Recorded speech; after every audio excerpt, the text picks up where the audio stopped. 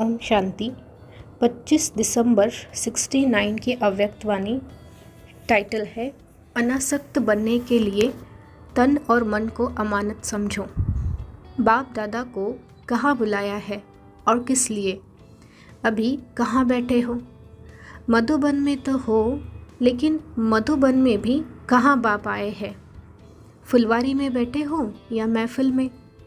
बाप दादा रूहानी रूहों को देख रहे हैं और साथ साथ हर एक फूल से निकले हुए रूह की खुशबुएं भी ले रहे हैं।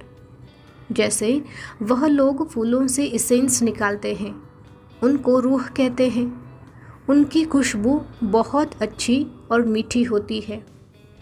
तो यहाँ मधुबन में रहते भी आज रूहानी दुनिया का सैर कर रहे हैं। आप सभी को भी रूहानी रूप में रह करके हर कर्म करना है, तब सर्विस में व कर्म में रौनक आएगी। अभी नवीनता चाहते हो ना? वह जैसे चल रहे हैं उसमें संतुष्ट हो। नई रौनक तब आएगी जब हर कर्म में, हर संकल्प में, वाणी में रूहानियत होगी। रूहानियत कैसे आएंगी? इसके लिए क्या करना है जो रूहानियत सदा कायम रहे? क्या बदलना है? हर एक ने फिर भिन्न भिन्न बातें सुनाई। यह तो है मुख्य बातें जो सभी को पक्की ही है, परंतु रूहानियत न रहने का कारण क्या है? वफादार फरमानबरदार क्यों नहीं बन पाते हैं? इसकी बात है। फिर किसी ने कहा संबंध की कमी। संबंध में कमी भी क्यों पड़ती है?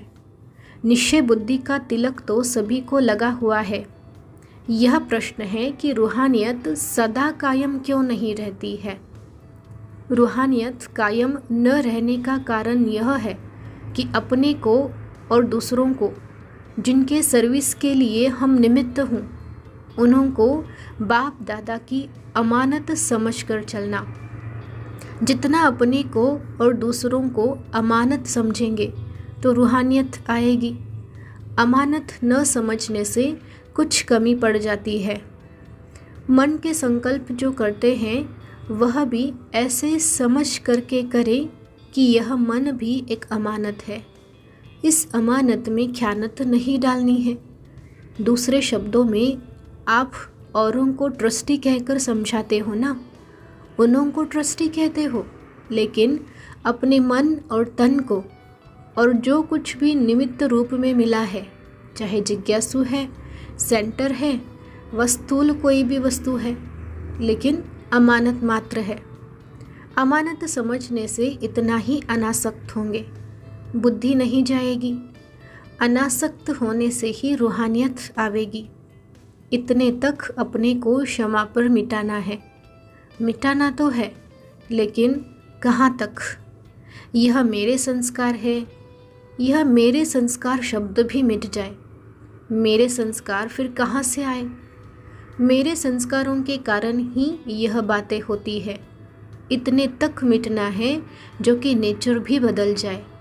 जब हर एक की नेचर बदले तब आप लोगों के अव्यक्ति पिक्चर्स बनेंगे। संगम युग की संपूर्ण स्टेज की पिक्चर्स क्या है? फरिश्ते में क्या विशेषता होती है? एक तो बिल्कुल हल्कापन होता है। हल्कापन होने के कारण जैसे भी परिस्थिति हो वैसी अपनी स्थिति बना सकेंगे। जो भारी होते हैं वह कैसे भी परिस्थिति में अपने को सेट नहीं कर सकेंगे। तो फरिश्तेपन की मुख्य विशेषता हुई कि वह सभी बातों में हल्के होंगे, संकल्पों में भी हल्के, वाणी में भी हल्के और कर्म करने में भी हल्के और संबंध में भी हल्के रहेंगे। इन चार बातों में हल्कापन है तो फरिश्ते की अवस्था है। अब देखना है कहाँ तक इन चार बातों में हल्कापन है।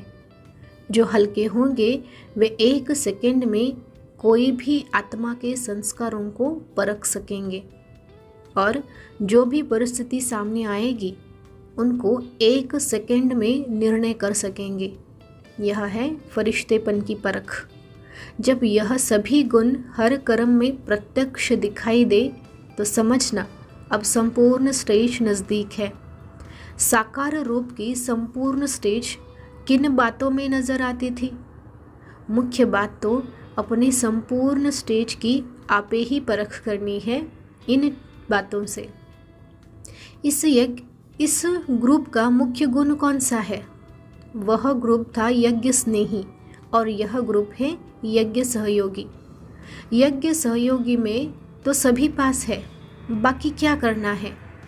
ऐसी भी स्थिति होगी जो किसके मन में जो संकल्प उठेगा वह आपके पास पहले ही पहुंच जाएगा।